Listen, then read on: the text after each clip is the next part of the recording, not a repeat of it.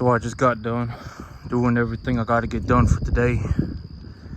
And I don't know if y'all can see the animals, but it's about 10 in the evening. And it's real dark out. And I got an LED lamp, but I don't really want to blind my animals turning on the light. So, because the whole thing about, I don't like having these super bright lights on in the evening. It just kind of, I don't know, I just don't like having the super bright lights on. And I feel like it's going to blind the animals. So I don't know if y'all can see the animals. I mean, y'all can see the barn because it's reflective. But, today I was supposed to go and get that fertilizer. But I've actually decided to not get fertilizer because I was taking a look at the grass in the front. And then I completely forgot about the grass in the back.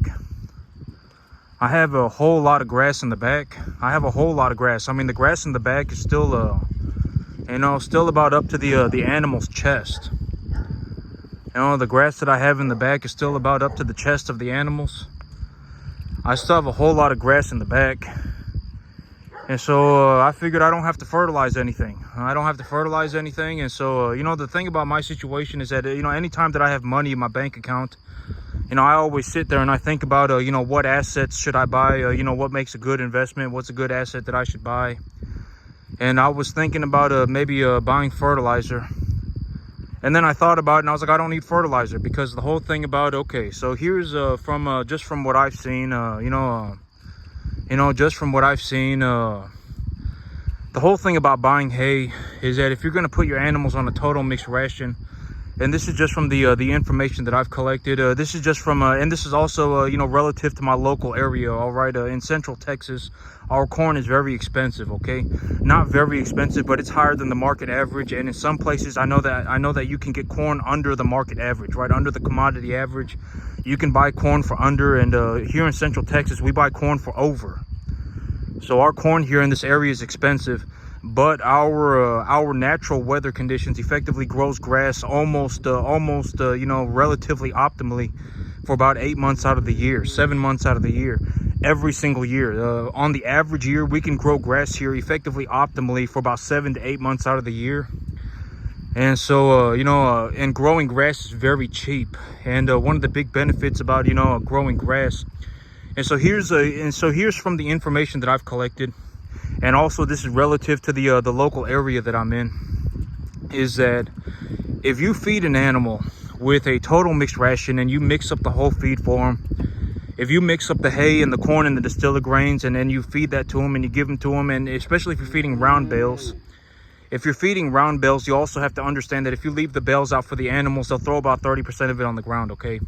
So if you're paying $100 a ton for some hay delivered, you're actually going to end up paying about $130 because they'll throw about 30% of that hay on the ground, okay?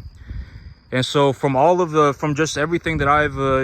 information that I collected, I collect a lot of information. I run different dietary programs, and whenever I have a good dietary program, I tell you about it, right? I tell you this is a diet that I used and it was good and it worked, right? And so in terms of the information that I've collected so far to this day, if you're going to feed a total mixed ration by mixing the hay and the corn and the distiller grains, and also you have to understand that distiller grains is just a byproduct of corn, and corn in our area is very expensive, okay? We actually pay over the commodity average. We pay about 25 cents or something over on the bushel, all right? A premium on the bushel or something like that. And our corn is more expensive than the commodity average. And so from everything that I have seen, if you're in a situation where you're mixing the hay with the corn and the distiller grains and you're feeding it to your animals, you're better off just feeding them a total mixed ration. And the total mixed ration that I utilize, I'm not finishing calves, okay? I'm not finishing cattle. I don't finish cattle. I effectively I raise stockers and then I background them. All right, I don't finish them. And so, in terms of a growing calf, the diet that I utilize is a 55 NEG, net energy of gain, 14% protein. Total mixed ration with a total mixed ration type pellet. Okay, so that's the diet that I utilize, and I pay about $315 a ton for it delivered. And so from everything that I have seen, if you're in a situation where you're mixing the hay with the corn and the distiller grains, and you're feeding it to your animal, and especially if you're using round bales and just leaving that out, they'll throw about 30% of that on the ground. It's not really worth buying the hay and the corn and the distilled grains and then mixing it all together. It's not really worth doing that. You're probably better off just buying a total mixed ration, and that's just from my local area. That's just me. That's me doing, me giving you my information. Okay, that's the information that I utilize. That's the honest truth. I'm not giving you the wrong information, and then I'm not doing that. All right, I'm not being some malicious person. I am giving you the real information. All right, I actually do this stuff in real life. This is not like make-believe fantasy land for me. All right, and so from everything that I have seen and all the data that I've collected, if you're going to feed your animal, if you're going to buy a hay and a corn and distilled grains and you're going to mix it and then you're going to give it to your animals, you're better off just buying a total mixed ration pellet and feeding that to your animal. Your animal will probably gain a little bit more. You don't have to worry about urinary calculi. If you're feeding hay and corn and distilled grains, you're effectively okay. And the thing about feeding hay, corn, and distilled grains is that you're okay. So when I feed hay, corn, and distilled grains, I'm effectively okay. So the thing about hay, corn, and distilled grains is that in terms of the microbiology that is inside the rumen of the animal, when you feed them a high starch diet, it actually reduces their forage usability. I forgot what they call it. They don't digest the bacteria that is required in the rumen for the animal to digest starch and to digest forage are two different bacteria. And if you're feeding a large amount of hay, which and if you're not feeding a large amount of hay, or even if you are feeding a large amount of hay, and I wouldn't even, I've already said this, I wouldn't give a total mixed ration to an animal that has not been preconditioned very thoroughly. Okay, I've already said this. I said this all the time. I would not give a total mixed ration to an animal that has not been preconditioned very thoroughly. If that animal's not preconditioned very thoroughly and you give him a total mixed ration and he sorts through the feed, if that animal sorts through the feed and picks up on just the corn and the distilled grains and don't eat any hay, that animal will have massive acidosis, okay? That animal will have massive levels of acidosis. It doesn't take a whole lot of bacteria to effectively, create a large problem, all right? If you have one animal that gets sick, that one animal that's sick will get two other animals sick, and that two animals will get four other animals sick. And by the time your BRD has spread, it will have turned into like this, like this horrible thing that you can't even treat. All right, you won't even be able to treat it. And when your animal's that small, even if you give them a subcutaneous dose of you can give them an intranasal, and as long as it's not BVD, I mean, they'll effectively be okay. I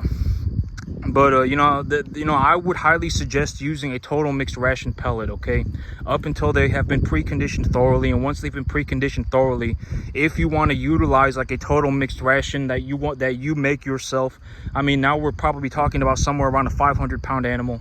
It could even be as low as 350 pounds. I mean, some of my animals, I brought them in, they were 250. I preconditioned them very thoroughly for about 2 months.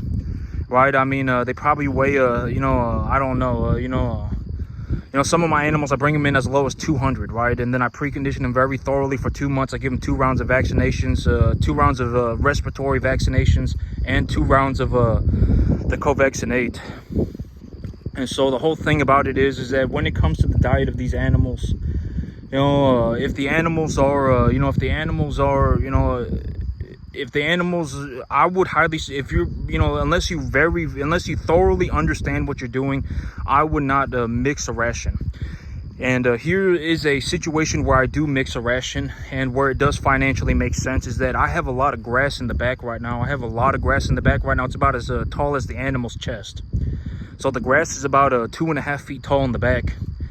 And the grass has effectively stockpiled. It's effectively dried up in the sun. It's been very hot for a couple of weeks. And the grass has effectively dried up in the sun, and it's effectively just hay. All right, the grass in the back is effectively just hay. And this grass that I have in the back, it is a wheat. It's a winter forage wheat.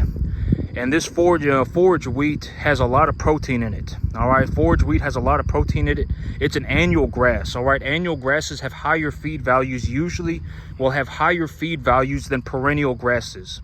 And so this winter wheat, and this is also what I mean by, unless you thoroughly understand what you are doing, I would not suggest doing it. Just use a total mixed ration and grow your grass. And when you understand what is going on with your grass, then you can put your animals on the grass. Okay. You don't just put animals on grass. All right. If you just put animals on grass, you'll see what happens. It's not going to work. All right. It's not going to work. It's not going to work. All right. Life is, if it was that easy, everybody would be doing it. All right. There is a very specific window. And actually, let's go back and talk about this real fast. In terms of a visual idea of, granted that you have fertilized your grass properly, and we're talking about an annual forage. What is a visual sign when you are looking at your grass? What is a visual sign that your grass is probably good to be fed? If you are looking at your grass and you are going to look at that grass and determine, okay, this grass, I can put the animals on this grass. I've utilized whatever, 70 units of fertilizer total, and I have a 7.0 pH. And when I take the mineral concentration data of my soil, I have realized that I do have I have diagnosed a phosphorus deficiency, and a slight potassium deficiency and a major nitrogen deficiency. And I have utilized the proper fertilizer. Even though, even if you don't use the right, amount, at least you have the right idea and you've utilized the right type of fertilizer and you've gotten some growth out of your field, right? You're not in a situation where your biomass accumulation is going negative. All right. If your biomass accumulation is going negative, then you have a problem and you need to fix it. All right. You don't want to be in a situation where your biomass accumulation is going negative. And, and just because you have grass right now does not mean that you will continue to have grass. Why does that happen? Because if you have grass and you don't fertilize it and your animals graze it, if they graze it 1 or 2 times, effectively all of the minerals in the field have been metabolized by the plant material, and then the animals have eaten it, and the minerals are now stored in the bodies of the animals. All right. And so, you will have to fertilize your grass. Not fertilizing your grass is not an answer. All right. It doesn't work. All right. It doesn't work. You will have to fertilize your grass, and you will have to use the right type of fertilizer. If you do not use the right type of fertilizer, it's not going to do anything. All right. And I put a lot of emphasis on this idea. You really want to be growing your grass first. All right. You really want to learn how to grow your grass first. All right. And I've talked about this and what happens if you don't. All right. I was talking about this yesterday, and I know that, this is going to be like, oh my God, right? Oh my God. I can't, right? Well, first of all, nobody cares. All right. If you go out and you try and do something, whatever it may be, nobody's going to save you. Okay. Nobody's going to save you. Your opinions aren't going to get you anywhere. All right. Nobody cares about your opinion. Either you can or you can't. All right. And if you can't and you think you can, then I hope that you're at least putting in the right level of effort. All right. If you can't, but you think you can, you better be working 15 hours a day. All right. If that's the situation then you're in, then that's good. All right. But if you think you can't, or if you think you can, but you can't, and you're not even putting in any effort, then you're an idiot. If you're putting in effort, that's the big, I've always said that you have to put in the effort. All right. I can give you all of the information and I can give you everything that I'm doing for free. But if you do not put in the effort, it's not going to do anything. All right, I can tell you how I do everything for free. I can tell you, exactly how I do this. And in terms of a broader sense, most people can't make... Okay, here's the thing. All right, right now, when I take a look at the money, all right, I probably bring home about $35,000 a month on my cattle business. I probably bring home about $35,000, and that's how much money I bring home. All right, that's how much money I bring home right now. As of today, that is how much money I bring home. And that money is actually going up. And here's another way to visualize this. I've already told you exactly what I'm doing. I've already told you how I run my business, how I utilize leverage, and the whole idea of the balance sheet, right? I've already told you how I do everything. So when I take a look at it right now, okay, over the next month, I will sell 20 animals. I will sell 20 animals, and the 20 animals will hit the scale at about 750 pounds. Over the next 3 months, I will probably sell another 20 animals. And I will take that money and I will reinvest all of the money back into my business, and I will also leverage. All right, I will also re-leverage myself. And when I re-leverage myself, I'm also looking to buy a new piece of land. All right, so let's take a look at the whole thing. When I do this, what's the big idea? When I leverage, I always keep my balance sheet under a 1-to-1. If something is going horribly wrong, and I believe that the amount of debt I have is effectively becoming close to a 1-to-1 on my entire balance sheet, then I will stop taking leverage and I will correct the problem, right? And it shouldn't ever, and for me, okay, so for me to start going into if I'm leveraged, let's say I'm leveraged 70% of my balance sheet. So for every 3 cattle that I own, I owe the bank 2. So, for every 5 cattle that I have, I own 3 and the bank owns 2. For me to start going into the negative, I would have to lose 60% of my animals for me to start even going negative in this situation. That's ridiculous, right? That's not going to happen. Hasn't happened to me to this day. Even when things went horribly wrong, I did not lose 60% of my animals in a year. Not even close, all right? It was like a 35%, something like that. I don't think it was even 35%. I think it was 25. And that was a horrible situation. All right, and I lost 25% of my animals for the year. All right, that was like borderline cataclysmic. I did business with someone I shouldn't have. That person, sold me a bad set of animals. I didn't realize what was going on until it was too late. The disease had already spread. I vaccinated the animals, and et cetera, et cetera. And even then, I only lost 25% of the animals for the entire year. If I'm leveraged, and this is the whole big idea, if I am leveraged, if I own 5 animals, if I have 5 animals and I own 3 and I owe the bank 2, I would effectively have to lose like 60% of my animals to even start going into the negative. All right, and that, and I have not seen that happen to this day. All right, and this is also, the big idea of leveraging and utilizing the right type of leverage, the right amount of leverage, okay? You don't want to be leveraged to your eyeballs, all right? You don't want to be leveraged to the eyeballs. If you're leveraged to the eyeballs, I've already said the money's not going to fix anything. All right, money's not going to fix anything. If you can't farm, having more money is not going to magically make you a farmer. All right, and I've already, in terms of like the whole idea, it's like, I've already even told you how I did my lease property deal, right? In terms of how did I structure my lease deal, my lease property, how did I structure it, right?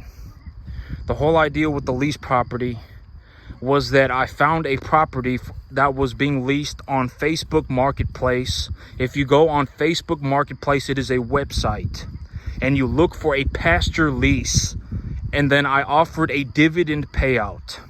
I don't pay anything up front. They leased me the property, and then I pay out a dividend of the money that I make. Why would I care about that? I don't, right? And and it's like, if you don't have enough money to buy yourself a piece of land, you can still rent a piece of land, all right? You can still go and lease it. And I've even told you how I structured my deal. I've even told you how I found my deal, right? There are many ways, the money is irrelevant, all right? The money is irrelevant. What's more important than anything else is, if you actually want to do something like this, you actually have to learn how to farm.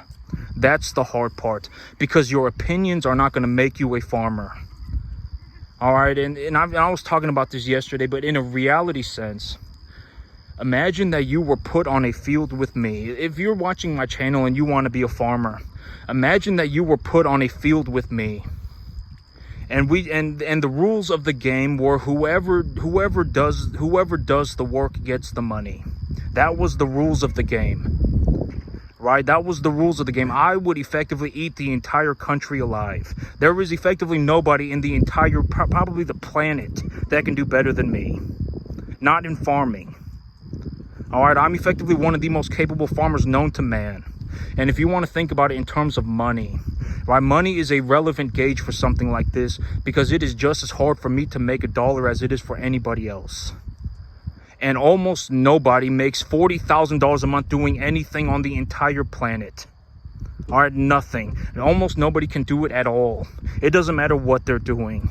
They cannot make $40,000 a month. And and right now, I make about $30,000. But here's the thing, my income is actually going up. I've already decided to raise my income, okay? I've already decided to raise my income. I figured, what am I going to do with all this money? I'm making such a massive amount of money. What should I do with it? I will reinvest it back into my business, all right? I will reinvest it back into my business, and then I'll figure it out. All right. And then I'll also re-leverage myself. And most people cannot make $30,000 a month, $40,000 a month doing anything. It doesn't matter what it is. Rocket scientist, nuclear physicist, doctor, brain surgeon. Most people cannot make $40,000 a month doing anything. All right. And I managed to do it starting a first generation farm, a cattle farm by myself.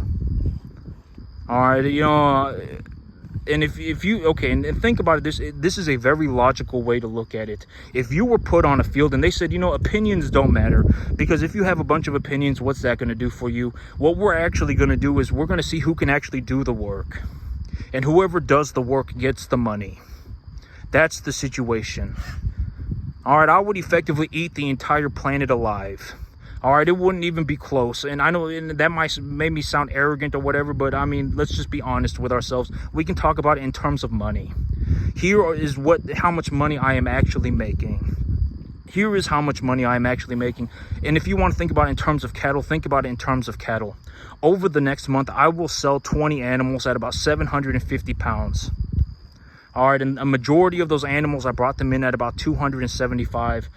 As of right now, I'm bringing them in at closer to 400. All right, I'm bringing them closer to 400. I brought in a pair of animals today, and I paid $1,400 for them. Okay, I paid $1,400 for them. And while I was at the sale barn and I was taking a look at the animals, they were running commodity animals out into the ring, and people were paying about $275, $280 for an 800-pound commodity type animal. Okay, so people are paying about $2,200, $2,300 for one of these 800-pound animals. And so, you know, when we take a look at the whole situation, I mean, you know, so right now, over the next month, I'll be selling 20 animals. All right, I'll be selling 20 animals. I will take all of that money and I will put it back into my business. I will reinvest all of the money. I will even re-leverage myself. When I sell these 20 animals, I will probably make enough money to buy 30 or 40 animals, okay? Something like 30 or 40 animals. And so I take a look at it. Oh, one of my animals must have walked out into the front and triggered the light.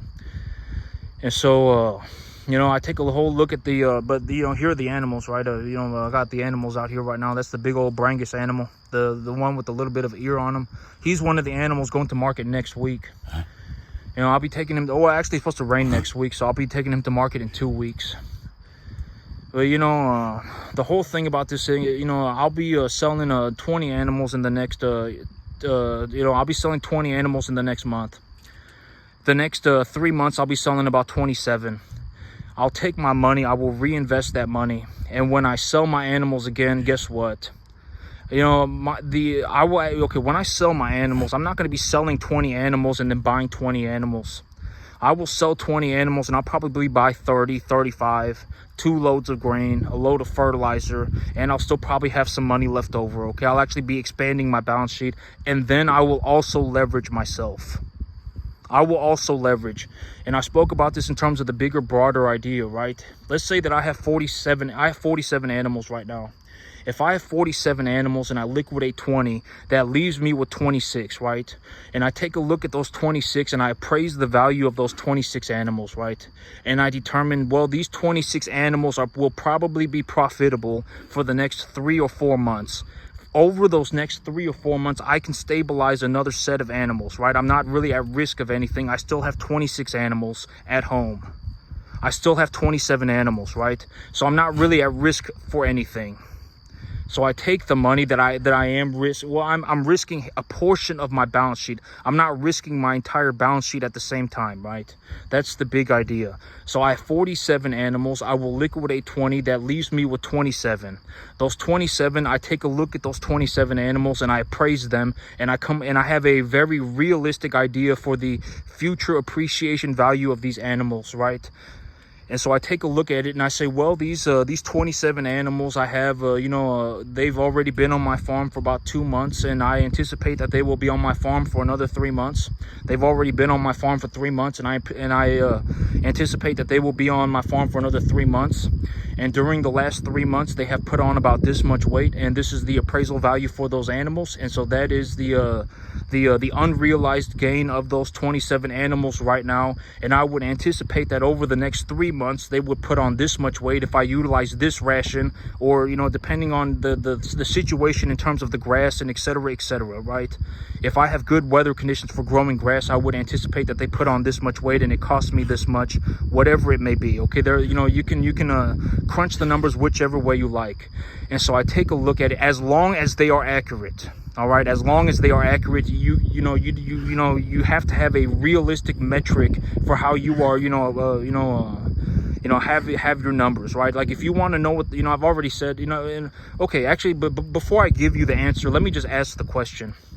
If you're looking to budget for feed, if you are looking to budget for feed in terms of dry matter of the animal's weight, how much of the animal's weight will the animal eat? In terms of a percentage. Or actually, I shouldn't have even given you that clue. I should have just asked you the question. If you were going to estimate how much does an animal eat, how would you estimate it? You would take a percentage of their body weight and then utilize a dry matter intake metric, right? Because all feed is not the same amount of moisture, right? If you have corn, the moisture levels of corn will be different than the moisture levels of a grain pellet. All right, so how do you overcome that, you know, that problem? You use a dry matter intake. All right, dry matter. So if you are feeding corn, you would anticipate that the corn has more moisture in it.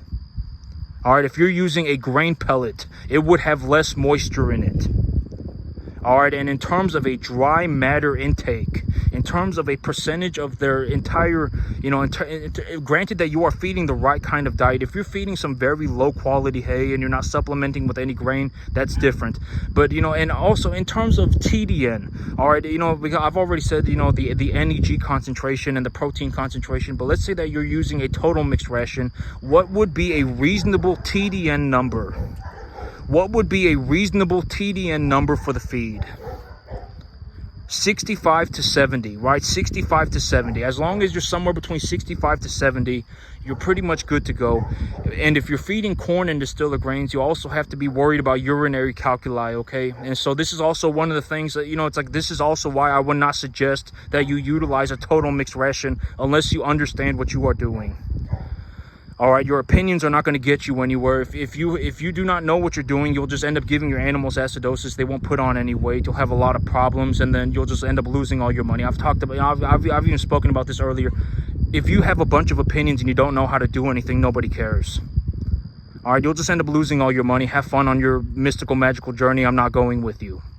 All right, you'll just end up wrecking yourself. Have fun with that. All right, if you don't know what you're doing, then it does, you know, either you can or you can't, okay? Nobody cares about your opinion. All right, you know, and, you know, if you don't know how to do it, then I mean, you know, I'll figure it out. I mean, I don't know what you want me to say. I mean, you know, nobody cares about your opinion. You know, if you can't do it, then you can't do it. All right, and I actually do this stuff in real life. All right, I effectively outperformed the entire U.S. economy by myself, starting a farm on a 10.5-acre field. This is not some mystical, magical journey. I am telling you the truth. And if you want to figure it out for yourself, then sit there and think about it. Oh, well, he sure does make a lot of sense, right? Sit there and think about it. If I have 47 animals right now, and I'm selling 20 of them next month, within the next month, and those animals hit the scale at 750, and I brought them home at 275, then you run the numbers for yourself. I purchased these animals at commodity values, right? I purchased these animals at proper appraisal values, all right? You know, then you come up with then you think of it yourself, all right? That would be even better. Then I wouldn't have to just, you know, then I wouldn't be giving you the answer. You would already understand the answer, all right? You would already understand it for yourself. And so if I'm selling 20 animals over the next month, and I'm selling 27 animals, another 20 animals over the next 3 months, and I'm taking my money and I'm reinvesting it, the big idea is that if I have 47 animals and I liquidate 20, then I will still have 27 animals at home. Those 27 animals that I have at home will probably have already gone up in value and will probably continue to go up in value to a certain point. And that value is an unrealized gain. That unrealized gain is the safety margin for my business. When I sell 20 animals, I will probably make enough money to buy 40.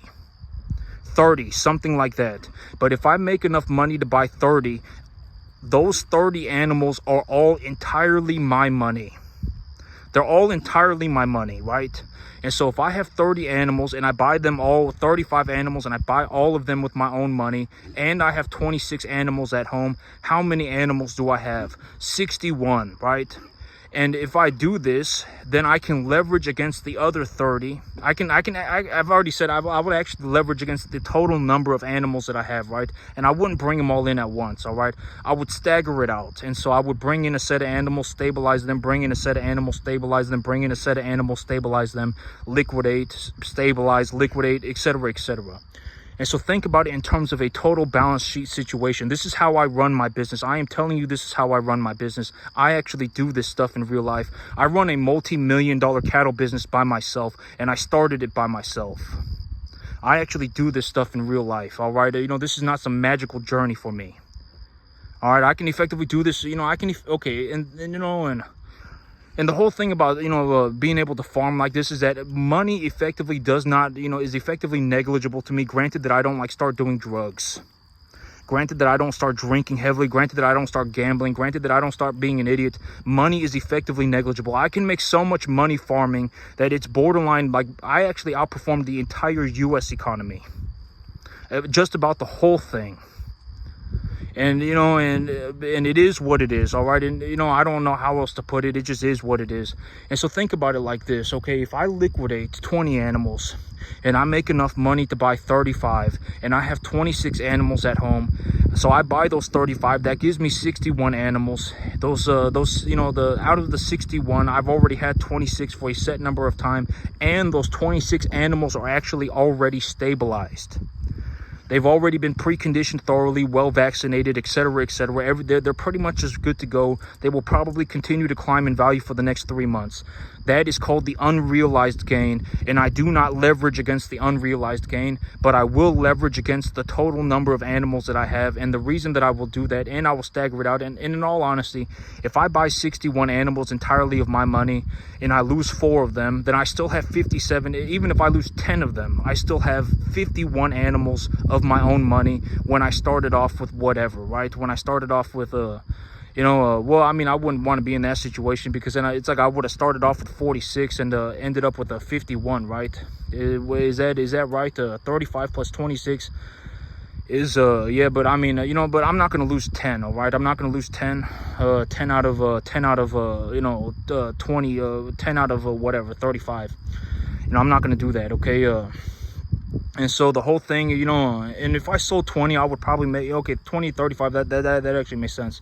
So if I sold 20 and I made enough money to buy 35, and I went and I bought 35, and I had 26 at home, that would leave me with 61. And let's say that I lost 7 of them, that would still leave me with 54. And so I have 54 animals that are entirely my own money, right?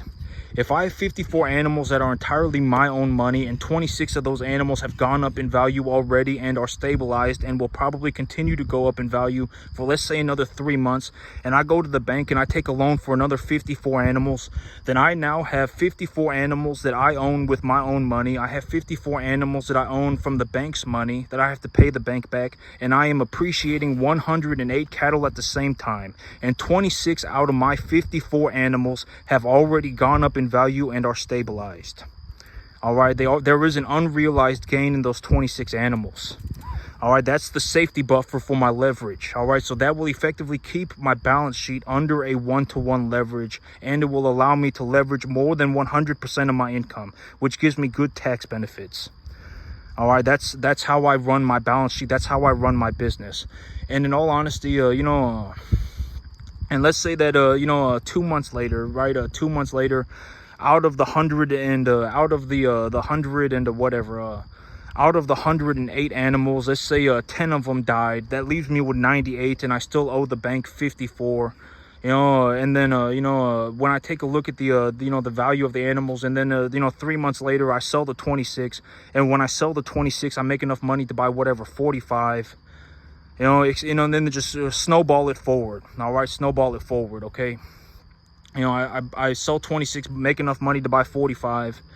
I buy the 45, and and then now I have whatever 100 and you know, whatever, 125 animals, and just keep snowballing it forward, okay?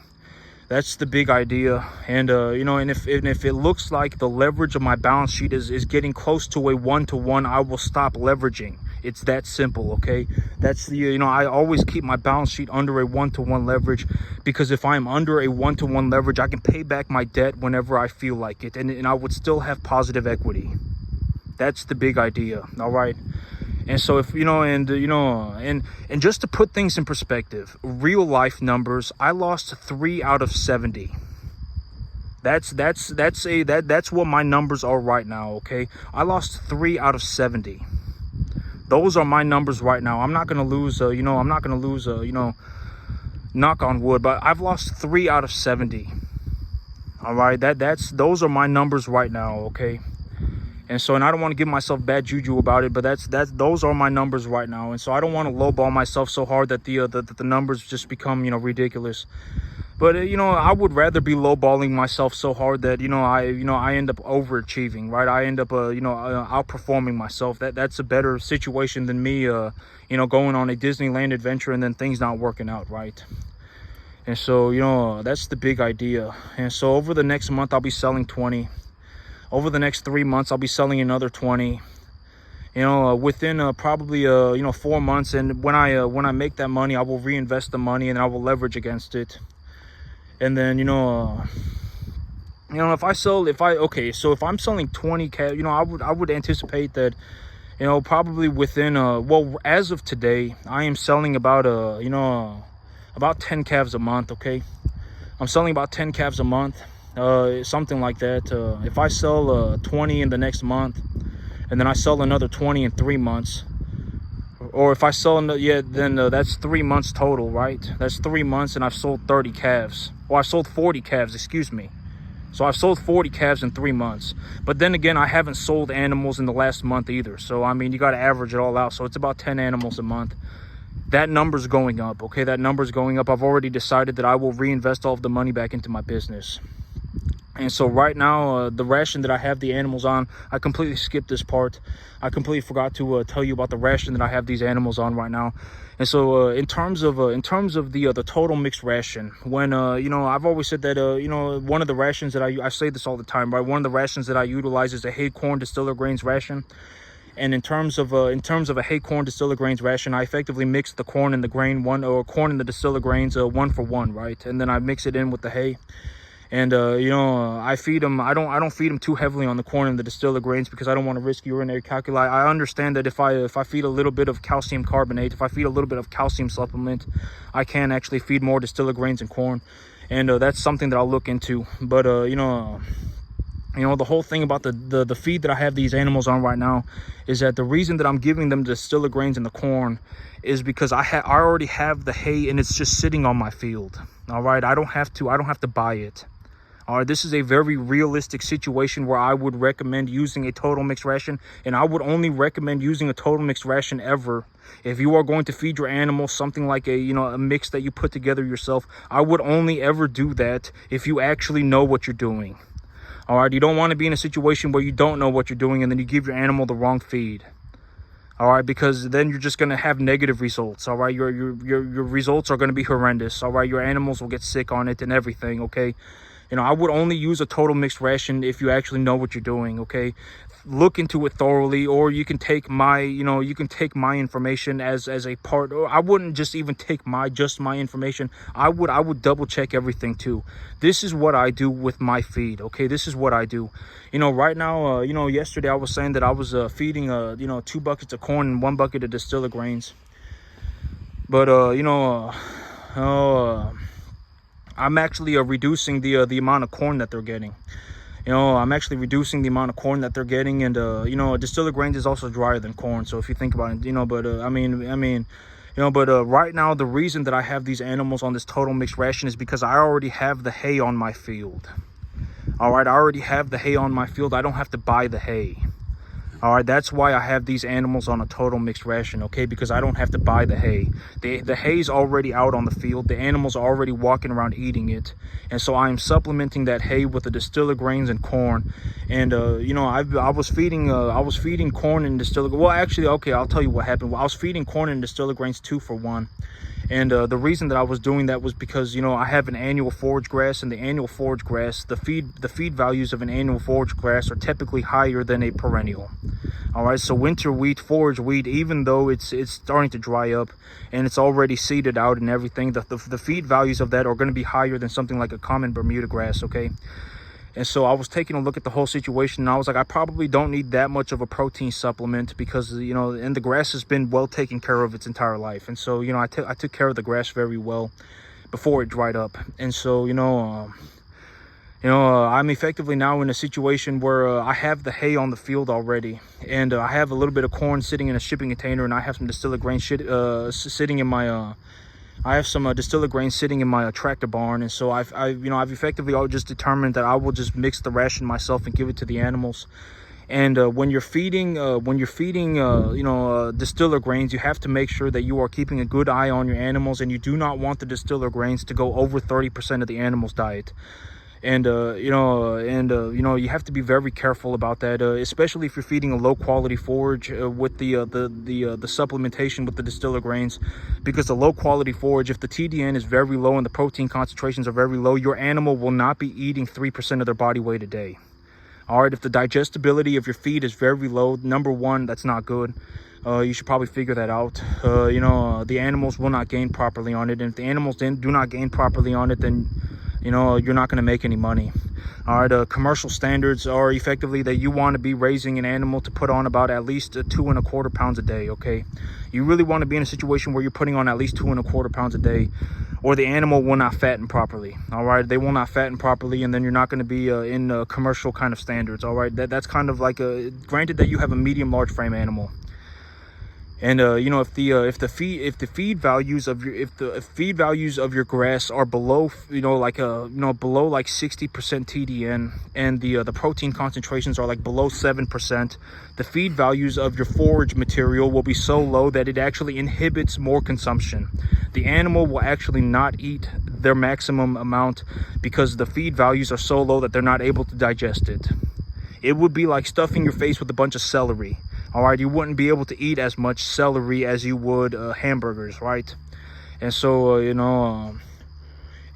have to keep a very good eye on your animals. And this is also what I mean by I also would not suggest utilizing something like a total mixed ration that you put together yourself, unless you know what you're doing. Unless you very thoroughly understand what you are doing, I would not suggest doing it, okay? And there are a lot of things that can mess up. If you have your animals on a very low forage type diet, very low forage feed value type diet, and then you supplement them with distiller grains, and you're sitting there thinking, oh well, the animal will eat about 1% of their body weight, that's 30% of their total feed, but they're not even eating 3.25% of their body weight. They're eating 2% of their body weight a day, because they can't eat anymore because the feed values of your feedstuffs are too low. And then you feed them that distiller grains, and 50% of their whatever, right? I mean 40% of their diet is now distiller grains. Then you can end up with this in a situation where the pH of your animal's rumen drops substantially, gives the animal acidosis, has all sorts of problems. Animal stops eating, gets sick, does not and then all sorts of problems, okay? And so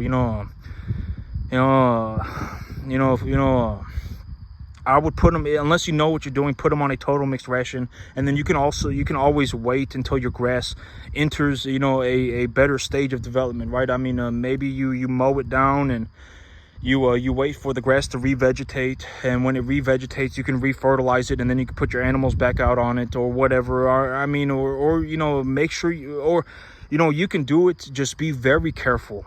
All right, be very careful. You do not want to be in a situation where you are mixing the wrong feed. If you mix the wrong feed, it will give your animals a lot of problems.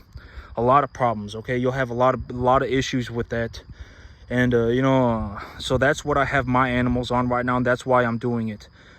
I have a lot of effectively hay on the field. All right, it's effectively dried up in the sun, and I have hay in the field, and it's effectively about 2.5 to 3 feet tall. and the animals can still walk around and eat it. The forage is a winter wheat that I planted, and it's gone to seed, and it's effectively dried out. It's an annual forage, and the feed values of annual forages are typically higher than perennials. All right, so even though it's dried out, the protein concentrations and the energy concentrations are somewhat probably decent, and I am supplementing that with corn and distiller grains. And in terms of the corn and distiller grains mixture, I have effectively, so what I did was I sat there and I calculated the numbers, and I anticipate that the average weight of my animals is about 500 pounds, and I'm feeding 1% of their body weight a day in dry matter, and I used 100. Okay, so I'm feeding 135 pounds of grain a day, and I'm not utilizing a dry matter. So corn is effectively 15% moisture, and distiller grains is probably 5, 6, 7% moisture as well. So in reality, I'm probably feeding about 120 pounds a day of grain. All right, I'm probably feeding about 120 pounds of dry matter grain a day, and I'm feeding that to them in a corn and distiller grains mixture. All right, I'm feeding that to them in a corn and distiller grains mixture, so I'm effectively giving them about 90 pounds of corn and 45 pounds of distiller grains a day. So 90 pounds of corn, 45 pounds of distiller grains, not dry matter. That's how much I give them in terms of just just total feed value. Okay, just the total amount of feed that I give them. And I have 30 animals, and I've effectively determined that the average weight of my animals is somewhere around 500 pounds. All right, 500 pounds, something like that. And I went just under 1% of their body weight. So I did effectively 0.8%. I think I did 0.8% or something like that, and then I did half and half with corn and distiller grains, or 2 and 1 for distiller grains. And that's what I'm supplementing my animals with right now. Okay, and that's it for me today, YouTube. Y'all have a good one. All right.